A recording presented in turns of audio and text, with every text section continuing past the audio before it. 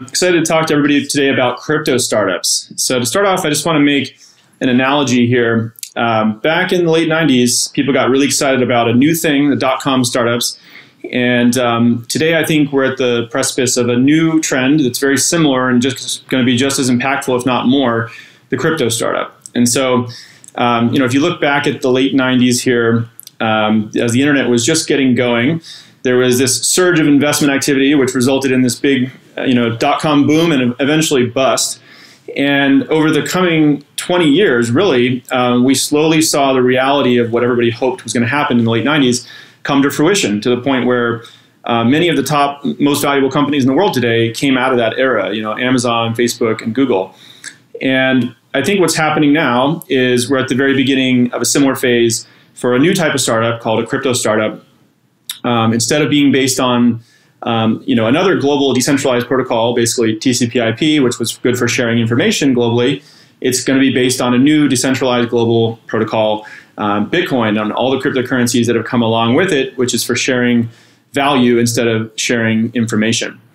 So I think in 2018, 2017 timeframe, we saw that similar bubble, just like we saw with the dot-com in 2001. And we're now at the very beginning of that phase of these really big, most valuable companies in the world. They're going to be built on this new decentralized protocol. All right, so today we're going to cover a handful of things. Let's talk about what actually is a crypto startup. We're going to talk about some of the advantages and disadvantages that they have over traditional startups. We're going to talk about some of the legal challenges, because it is still there's a lot of legal uncertainty out there with all these things people are trying to create. And I'll go through an actual case study of a specific crypto startup that's being built now called Research Hub. And then hopefully at the end, we can open it up to any questions. Okay, so what is a crypto startup? Well, for me, it's really any startup that is going to use cryptocurrency to either raise money, acquire their early customers, or to build a global audience. And it turns out these are actually three really big problems in traditional startups. A lot of traditional startups actually die encountering one of these problems. And I think crypto offers a unique and novel solution to each of these, which we're going to talk about. So for raising money, it's really difficult to raise money even if you're in Silicon Valley. But imagine if you don't live in Silicon Valley and you're a normal person. You don't know any angel investors. You don't know any venture capitalists. I remember I went to school in Houston, Texas, and I went out and tried to raise a little bit of money for my early startup idea in college. And the only people in Houston, they'd made all their money in oil and gas or in healthcare. Like, they didn't know what my crazy new internet startup was doing. They didn't want to write me any checks. And imagine if you're a poor kid somewhere in the world who doesn't have access to this. So crypto really has the potential to kind of democratize fundraising and make it available. This alone could actually probably increase the number of startups in the world by an order of magnitude, which would be really good for the world. I guess one other point I'll make quickly is that a lot of startups, they're contrarian by nature, right? If it was obvious that it was such a good idea, somebody would have already done it. And so you need people who are willing to take a bet on something that's early and probably contrarian. Even Coinbase, which I tried to raise money for in Silicon Valley, during my seed round, I tried to raise $1 million and I could only get 600K, barely.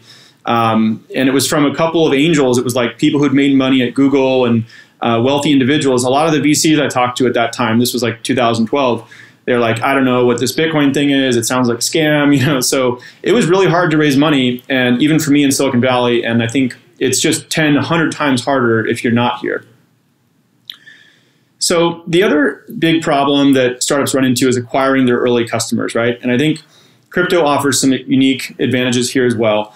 Sometimes we call this the cold start problem, especially if you're a startup that has some kind of a network effect to it, like it's a marketplace or it has some kind of community aspect like Reddit, or it needs user-generated content like YouTube or Twitter or social media. It's really hard to get those early users on your product, or even Airbnb or Uber, right, where these marketplaces. And so what we often do in startups is we try to get early people to come join our company, and we give them stock options to join this crazy new thing. I mean, how cool would that be if we could actually give a little piece of ownership to the early customers who came and helped us build that early community on the product? So for, if this was Uber being created again, it's like the early drivers on Uber who signed up when it was tiny, they would get a little bit of Uber token or something, maybe be able to participate in the upside, or the early hosts on Airbnb. And I think it's interesting to look at the way that traditional startups have done this, just to give you a sense of how hard this problem is. Like Facebook, they literally, the story goes, I guess they hacked like the mail servers or whatever at Harvard to like blast out an email to everybody. Or at Reddit, Steve Huffman, Alexis Ohanian, they were just cranking out the posts themselves, like at the beginning, to try to get the first 2 or 3, 10 people to come join these things.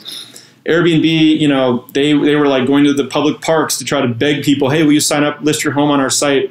Or, even scraping Craigslist ads. And so sometimes there's this clever, feat or hack, literally in some senses, that has to happen to get these things off the ground without crypto. It's a small miracle whenever it does actually happen.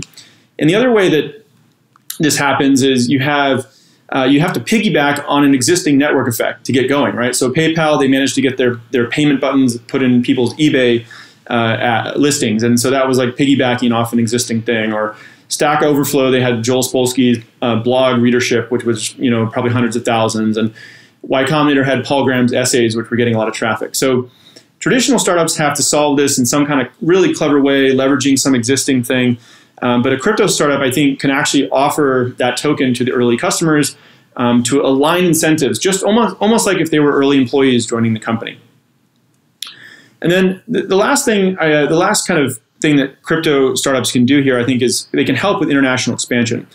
So it's very costly and difficult to expand internationally, both because of the payment integrations that you need to get working in each country. Especially if you're a marketplace, you need to get pay-ins and payouts working. But it's also different regulatory environments. You have to get local bank accounts open. You have to figure out exchanges to the local currencies, which high exchange rates, right? And so, it's almost like sometimes you have to build your product for like iOS, Android, and web, like multiple platforms. It's a lot of work. Well, expanding geographically is almost like having to build on 190 different platforms, because each country has its own proprietary fiat currency. So, crypto enables a global user base from day one. And if you look at companies like Uber, Airbnb, or even Coinbase, it's really amazing. We've spent millions and millions of dollars and many, many years trying to get each additional country live with the regulations and local bank accounts, local payment options that we integrate with one by one. And you even get funny things that happen because the internet didn't have a native currency until recently. Mechanical Turk is a marketplace where they want to pay out the people who are doing these tasks somewhere in the world, often in developing countries, and the payout systems just don't work there, so they often get paid in Amazon credit. And these weird kind of like shadow economies have developed in some of these countries where people are trading around Amazon store credit to like buy food and go to these crazy lengths because they don't have a global currency that's native to the internet. And then, sites like Reddit and Stack Overflow, since they don't have these international currencies, they use what I refer to as like karma points, right? Fake points where you just upvote something. And it's not even really worth something. It's not like you're getting equity in the company or monetary value out of that. But people are doing it just kind of for the love of the game. So there's been all these kind of weird things people have had to do because the internet didn't have a native currency previously, but now it does. And so I think you'll see these marketplaces, these communities come together in in a way that's just faster than it's ever happened before, because now crypto startups can actually start to give real crypto tokens, that has some real value to it, as opposed to just these fake internet points. Okay, so these are the 3 things that are kind of unlocks for crypto startups. And I think it's just going to make it a lot easier for the next generation of startups to succeed over the next 10 years. It's sort of like when .com startups first came out, you had to sort of say, hey, we're a .com startup. And some of them even put like .com at the end of their name. But eventually, it's like every startup uses the internet, right? Like it's hard to imagine going and pitching a Y Combinator or something and saying, we don't use the internet. And now, I think the same thing is going to happen with cryptocurrency, where in 5 or 10 years, pretty much every startup that gets created, it's going to use the internet, it's going to use AI, and it's also going to use some form of cryptocurrency somewhere in that product. So you could imagine a whole new wave of startups being built where every upvote, like button, star, follower, et cetera, is powered by some underlying token not some fake karma points. And the early customers who helped build those products are actually going to be able to participate in the upside. So those are some of the advantages that crypto startups have to offer, but there's also some drawbacks. So there certainly is a lot of legal risk. This is a new area where people are still trying to figure out how to work with securities laws. We're going to talk about that in a minute. And the developer tools around this are getting better, but they're still nascent about how you actually create these tokens, how you manage them, almost like instead of a cap table, you're managing a coin table, and lockup periods and all these things need to be developed. So just a quick disclaimer, I'm not a lawyer, so none of the things you're here today are legal advice. But Brian Brooks, who's also giving an A16Z Crypto Startup School talk, is a lawyer, so he'll cover a little bit more of this in detail. A little history on this. So I mentioned back in 2017, 2018, we saw the first wave of this, kind of like the dot-com boom bust cycle of 2001. And ICOs were the first version of that, or initial coin offerings, which sounds strangely like initial public offerings. And I think this was largely not a good thing for the industry. A lot like the dot-com boom and bust, there was a lot of scammy stuff. There was a lot of people raising at crazy valuations who never actually ended up shipping a useful product. And so it was a bit of a setback. And recently we've seen people move to IEOs, which are initial exchange offerings. It's kind of a slightly better, more mature version of this, still being run largely on unregulated exchanges that are abroad as opposed to in a regulated way in the United States, but more of a step in the right direction. And then we've also seen something called SAFs, which are, instead of, it's a sort of a play on the word safe, which was a simple agreement for equity. Now it's a simple agreement for tokens. And we've seen some companies begin to try out this path as well. So a lot of this, when you're making a new token and you want to use it in some way inside your startup, you're oftentimes asking yourself this question, like, am I making a security or is it something that's not a security, which people refer to as a utility token? And to figure that out, people were going and looking at this thing called the Howey Test, which described what a security token was. And they said it's a contract, transaction, or scheme whereby a person invests his money in a common enterprise and is led to expect profits solely from the efforts of the promoter or a third party. So, that had a lot of pieces to it, which people broke down into these prongs. I guess if it's a security, you needed to have somebody had to buy something. They had to be believing that there was a common enterprise, a group of people working on this. They had some expectation they were going to make more money in the future, and they were relying on other people to go and do this work. And this was just really difficult to understand.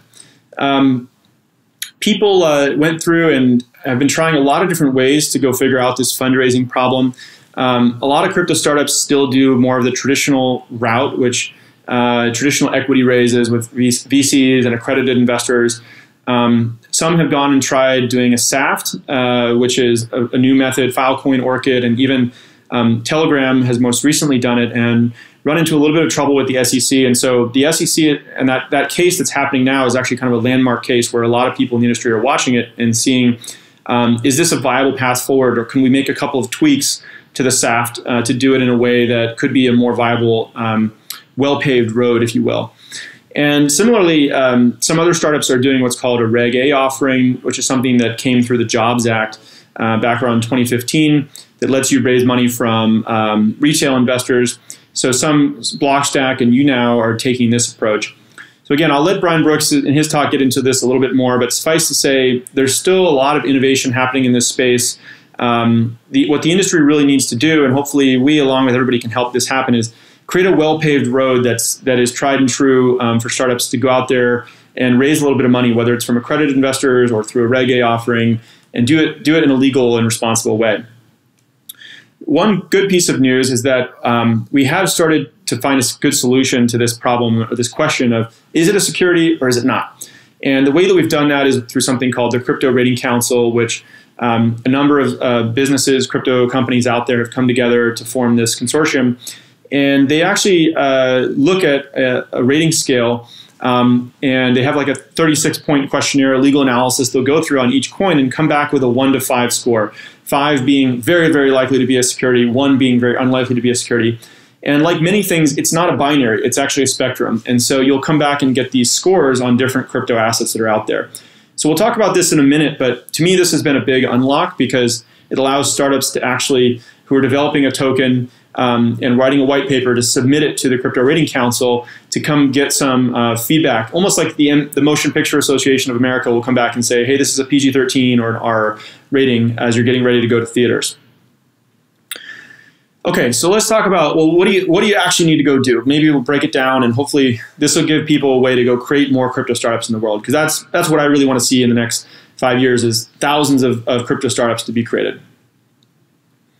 So we're going to go through each of these steps. First, you're going to start off by incorporating. And for right now, you still need to incorporate. We recommend, if I were to do it today, I'd probably go create a Delaware C Corp. Use something like Stripe Atlas, which makes the incorporation process a bit easier. There may be a version of this in the future that is actually incorporating in more like an online jurisdiction and a DAO, but I don't think those are quite ready yet. The next thing you're gonna have to do is go out and actually fundraise. So we talked about this a little bit, but you're gonna have to figure out which securities offering makes sense for you. So maybe do it like a traditional startup would do a SAFE if you have access to regular accredited investors. If you want to try to raise from retail, you might be able to do a Reg A offering.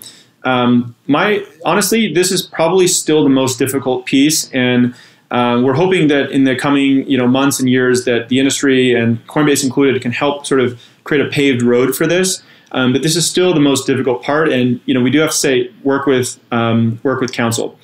What you want to make sure you don't do is go raise a bunch of money from unaccredited investors. Don't market your security to retail people, and get yourself in trouble with the SEC that'll put your startup at risk. Next thing you got to go do is actually build a good product. So this is what people in the ICO boom sort of forgot. And there's really no shortcut on this step. Crypto startup can help you hopefully at some point raise money more easily, get your early customers, expand globally. But the hard thing in startups is you got to make something people want. And that's the part where you got to go actually and build your product, hopefully with a little bit of that seed capital that you've raised. But as you're building your product, you can now start to think about issuing your token to give some of these advantages around acquiring your early customers. There's some tools out there. One of them is called Aragon, which I like. I think it has a pretty simple interface to create an ERC20 token and set some of the parameters around it. And then, of course, you can submit your token to the Crypto Rating Council to start to get, or the white paper around it to start to get their guidance about what that score on it might be. How likely is it to be a security? Next, you're going to have to actually integrate your token into your app as you're building it. So it might look like Reddit, like up and down points that people are doing to earn stuff by contributing user-generated content to your site. Or it might be some kind of rewards program, or it might be some kind of governance that people are baking into your app. So there's many different ways that people are going to integrate these tokens, but that's the next step. And then you're going to have to go out there and launch it.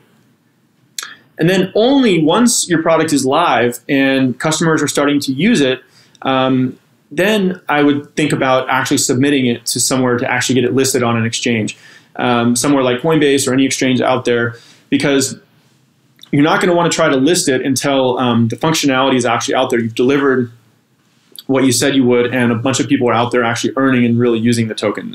It's now live. When you do want to go list it, you can, listing.coinbase.com is a little page we've set up for asset issuers and startups to come get their token listed. But again, this is kind of like the last step in the process. All right, so I just want to run through a quick case study here, and then I'll open it up for questions. So as I was learning more about this, I decided to go try to help this startup research hub get off the ground. And there's about 2.5 million academic papers that are published every year, but people only read a couple thousand of them that really matter. And there's kind of tons of papers, but it's difficult to prioritize and read them because they're not in plain English. And there's probably a version of the world where academic research looks more like GitHub or open source software. That's kind of the vision of Research Hub. So, similar story, went out, raised a little bit of seed capital, started building a V1 of this product, which lets people submit papers, upvote them, have discussion forums, kind of like an online journal club. And, there's a number of features here just helping distill research into key parts, and the users can kind of use a token behind the scenes, Research Coin, to they earn them every time they get an upvote for something that they submitted. And they also build reputation on the site, which helps them kind of do peer reviews and act as sort of an authority over time in helping curate this kind of research and make it more collaborative. So that coin, got integrated into this product. Hopefully, in the next couple of months, so it's been submitted to the Crypto Rating Council. Hopefully, in the next couple of months, it'll come out live and help attract some of those early customers to Research Hub, to help solve the cold start problem, if you will. To start getting more of that content and community coming and generating together. And of course, those will be people from all over the world. Academic scientific research is a very global phenomenon. It wouldn't make sense to use the currency of one particular country if we want collaboration to happen globally. So that's an example of the kind of startup that I think could benefit from being a crypto startup. And I just want to say I think there's thousands of ideas like this out there. I mean, you could imagine any kind of startup where you're trying to build some kind of community, have some kind of a marketplace. Like you could imagine a lot of people are talking about news right now, and the truthfulness of it, or what's the highest quality news sources. You could imagine a community coming around to form a product around that, or maybe collaborating to create music online where I'll do the vocals and you do the guitar track or whatever in some kind of collaborative environment, or reimagining the social media apps that are done. Basically had to use these ad-based business models because the internet didn't have a native currency. What if every upvote or like that you got on Twitter or Facebook or YouTube was real currency or some kind of equivalent like that allows you to participate in the upside of these startups?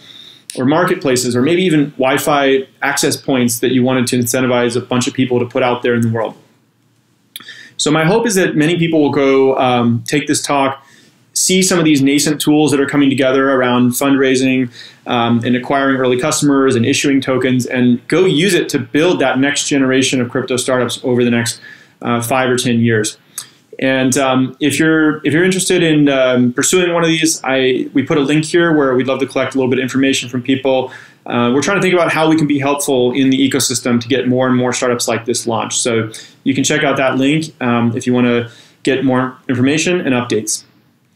So with that, let's open it up to questions, and I hope you found the talk useful.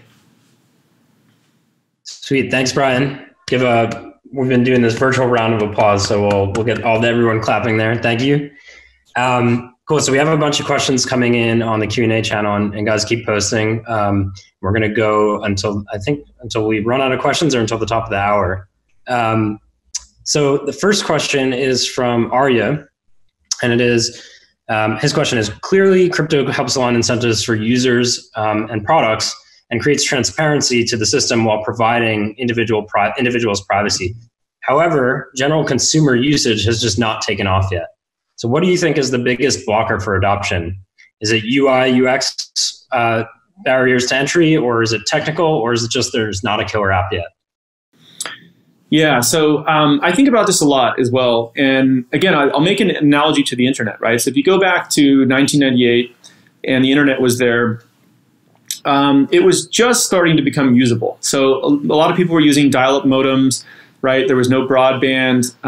The web browser had just started to get good enough where there was security and privacy and cookies and HTML and CSS tags, and even a little bit of JavaScript was starting to be created. I forget the exact year that came out, but it didn't really get popular, like Ajax and all that, until maybe early 2000s. So it's very similar. The similarities are striking in crypto. So I think one of the big things that needs to get solved is scalability. So it's kind of like going from dial-up to broadband. Right now, the crypto blockchains, Bitcoin can do about 7 transactions per second. Ethereum can do 25 per second, but PayPal is doing 500 a second, and Visa is doing 4,000 a second. So we need to get a couple orders of magnitude improvement in scalability. There's a bunch of really great teams working on these next generation protocols in Lightning Network and Layer 2 solutions. And so that's going to be like broadband as an unlock.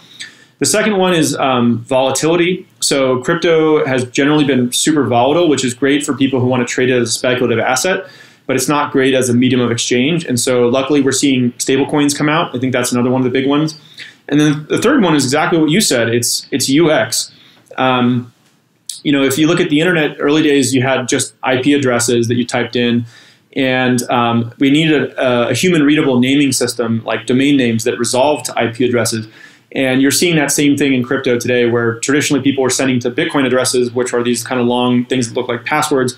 They're not human readable, but we're seeing things like the Ethereum name system and human readable names to send to, which I think is a huge unlock as well.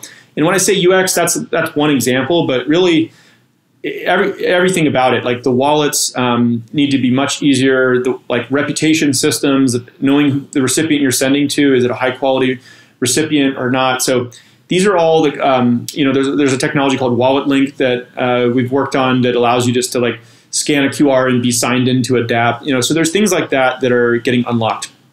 Totally. Yeah. I think product design, over the last, 10, 15 years of Web 2 services has learned so many sort of best practices that are just sort of starting to emerge in crypto today. And, great product designers can apply their expertise, but there's a lot of new behaviors that need to be designed for. And I think, getting up to speed is one of the big unlocks. Okay. Next question is from Stefan. We've seen network effects give monopoly power to companies like Facebook. Crypto networks accrue value from network effects. Why is this better? Well, I'm not sure we're going to get rid of network effects with crypto. There's some really good books on this. The name of it is escaping me at the moment, but a lot of technology trends work like this. You look at like radio and the telegraph and, television, and the internet is just kind of the latest example of that, where you have some kind of new technology, there's a Cambrian explosion of a whole bunch of ideas, and eventually industries kind of consolidate a little bit more.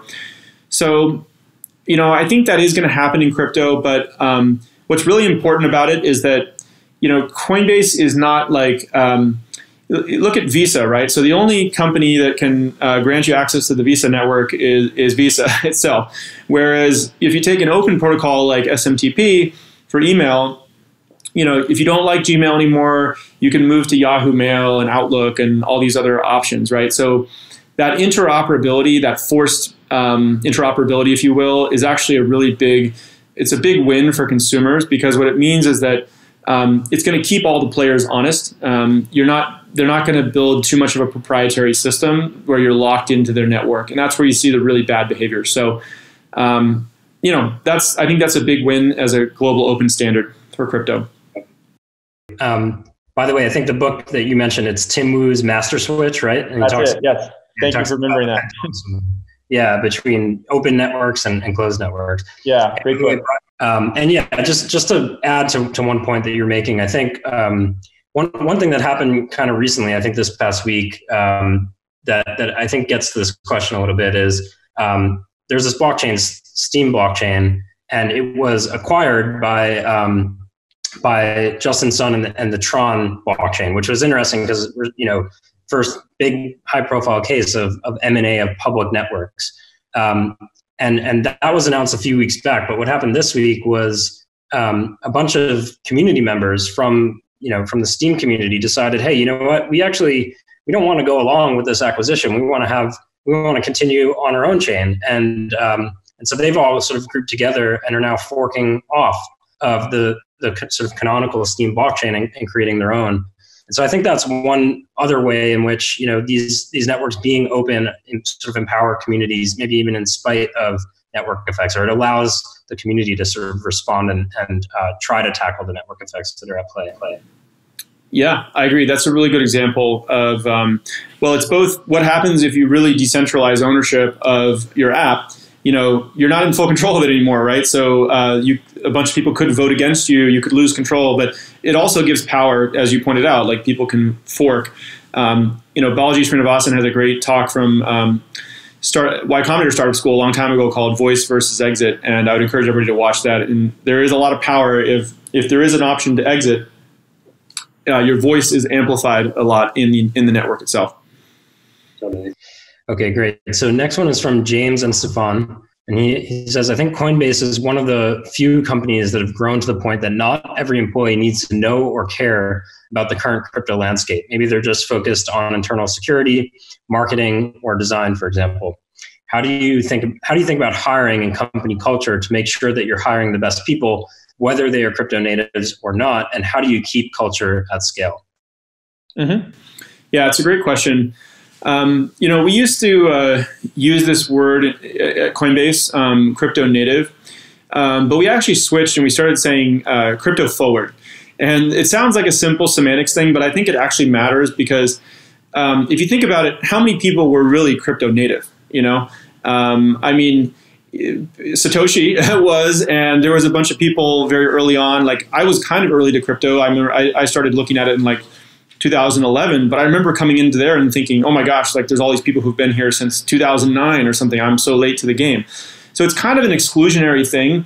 And for crypto to get to be used by 100 million and 1 billion people in the world, like we need to have a lot more people come in. We can't have this moniker of like, oh, I was crypto native or I was crypto OG or something. So we like to use crypto forward, which just means like I'm interested in crypto. I believe in the ethos of it. Like I want to see it grow in the future. And the other thing that obviously we hire based on other qualities that we look for at Coinbase. Clear communication, positive energy, people who are optimistic about the future, people who are interested in continuous learning, like they're really curious instead of committed to being right, and they're humble, and people who exhibit efficient execution. So those are the 4 values that we really look for in everybody that we hire to create some kind of consistency to the culture now that we have more than 1,000 employees. Cool. And of course, I think it's safe to assume a lot of those folks are coming in from other technology jobs, right? And I'm curious, maybe as a follow-up question, do you have some sort of like onboarding program that gets folks up to speed on crypto? Yeah, we do. So we have an onboarding program for all employees that covers a whole bunch of things, including why we take security so seriously, how to make our products easier to use to get the next 100 million, billion people. It goes through our company culture, our company values, sort of like the cadence of what you can expect, how to do remote meetings like this. And we also have separate onboardings for certain functions within the company, like engineering. We have a boot camp that most people go through where they just learn how we ship code and run tests and do security tests and things like that. So they they hit the ground running and they can ship code from day one. Cool. Great. Okay, next question is from Paul. He asks, do any crypto startups come to mind that have done a good job of attracting new users by rewarding them with a token? So I think there's been a lot of early examples of this. I don't know if I would say that they're perfectly executed, right? Like Steemit, I think, was a good idea. I think it didn't maybe hit the kind of critical mass that they were hoping for. And a lot of these things come down to execution, right? Like if you go back and look at the history of startups, like there was probably 10 or 20 companies that could have been YouTube, but YouTube ended up being the one that is YouTube today. There's, I'd have to think more about that. There's certainly the early, like Bitcoin and Ethereum and things like that were incredible at that. And there is kind of like the genius of Bitcoin was that it was released, anonymously with like basically some working source code right there in the paper, so people in the community could go implement it, and that sort of helped ensure that it was never considered to be a security. But because it was, you weren't relying on the efforts of others. There was no other. It was just people all over the world were running their own node, and it was completely decentralized. So I don't think that's a practical way to launch for most startups, which is why we need to think of this new path. That's why I want to kind of help push this idea of let's go do a crypto startup in a more in this new way, because I don't think it's actually been done super successfully to date. There's probably some examples I'll think of later. So yeah, I think I would agree with what you said, which is I think the developer-facing platforms, or those that started developer-facing, have done it best. Bitcoin and Ethereum being the most prominent examples. But I do think it's only a matter of time until, again, maybe it's a product design issue or problem space where sort of ownership of the product or service or network ends up being part of the product experience in a really intuitive way, as opposed to purely a fundraising event, right? And we haven't really seen. Yeah, that's right. I agree with that. And actually, I mean, the ones that really deserve mention here are some of the recent DeFi apps like Compound and Maker. Like I think those have seen a lot of success in the last year.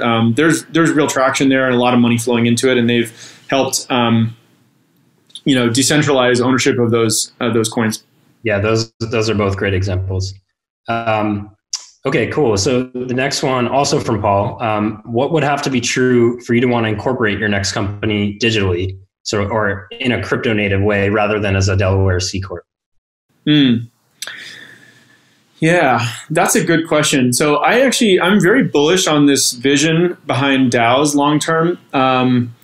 I do think the idea of a Delaware C Corp, even though it has such trust because it's been around for so long, it's kind of an old-fashioned idea. Like on the internet, something should be inherently global from day one, right? So I very much believe in that vision of the DAO, or DAOs generally, and Aragon and apps like that have started to make it much, much easier.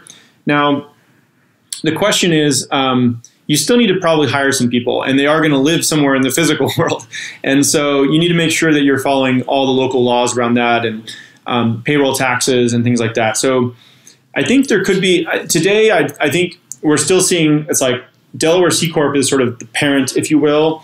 And, let's also make our product with a DAO that can kind of have some decentralized governance and whatnot. Or we're seeing people create these foundations, in Switzerland or in Singapore, or like jurisdictions that are really reaching out to be favorable towards crypto companies.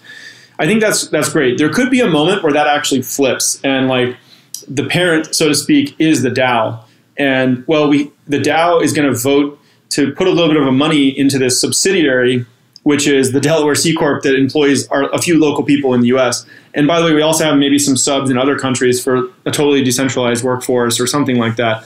Or, even better maybe would be just not have that sub and everybody gets paid in the token. I mean, that's probably the direction that it's going longer term.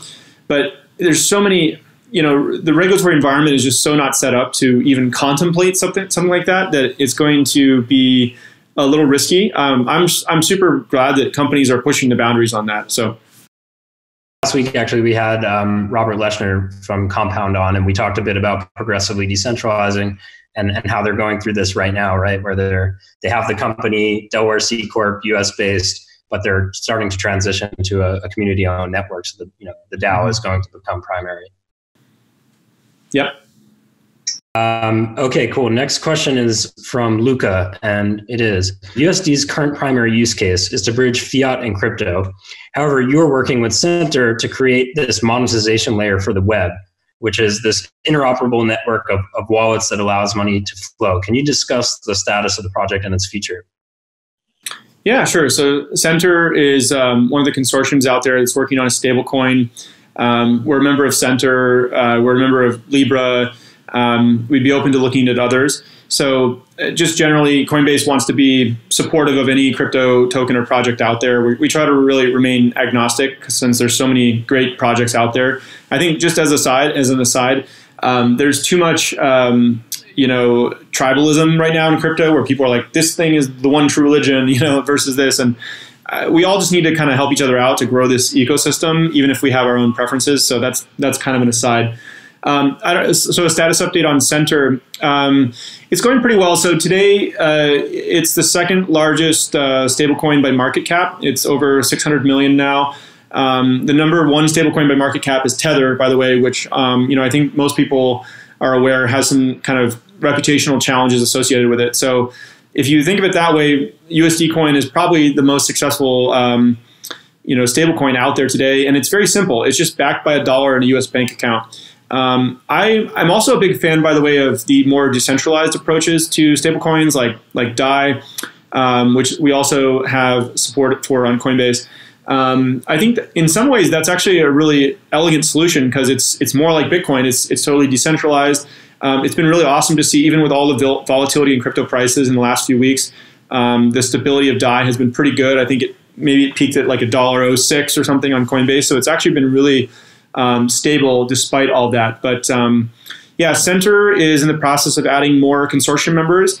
It's in some ways, it's kind of the opposite of Libra because Libra has a bunch of amazing consortium members, but the Libra token is not out there live yet. And Center has the token out there live, USD coin, which has 600 million in market cap. It's very successful, but it only has a couple of consortium members. So we're looking to add more consortium members. And again, we're agnostic as to which of these ultimately get used by the community out there. Yeah, but I would add, I think it's a really exciting on-ramp in that you can sort of start to use crypto in a familiar currency, but then potentially transition to this world of new tokens that exist out there. Agreed. Cool. All right, so I think we have time for one more, and there's a ton more questions, but we'll try to get answers in the Slack later on asynchronously. So this one's from Tina, and it is, how is product market fit for crypto startups different than Web 2.0 startups? Interesting question. I mean, my first reaction is I'm not sure it is different. The way I define product market fit for any startup, really, whether it's crypto or not, is, are you seeing organic growth, day over day or week over week, without doing any kind of paid marketing or anything like that? And what I usually like to do when creating new products is, you put your first version out there. It's not very good. It's, some people look at it and most of them churn out. And then you go talk to your customers, you see what feedback they're giving you, and you come and improve the product. And you basically have to do this cycle where you talk to customers, improve the product, talk to customers, improve the product, and eventually you just keep doing that cycle. Usually it takes years, honestly. Most people try it for a couple months and they give up, which never has helped any startup get off the ground in my experience. So you have to do that for a long time, longer than you would think. And eventually with those improvements and talking to your customers and iterating towards the right option, you'll hit a threshold of usability where, like, the number of people who come in every day, you'll retain some of them, and you'll see the number of active users start to go up instead of just being flat or down. So that's when you know you've got product market fit. And I don't think it's different in crypto. I mean, the only thing that might be different is what I talked about here in the talk, which is it can help you get those early people to come in, and even if the app is not perfect, but they believe in the vision of it or the potential of it, they can see the potential in it, even if part of the functionality is there today. They may stick around because they feel like they're helping build it with you and earning a little bit of the upside with you. All right.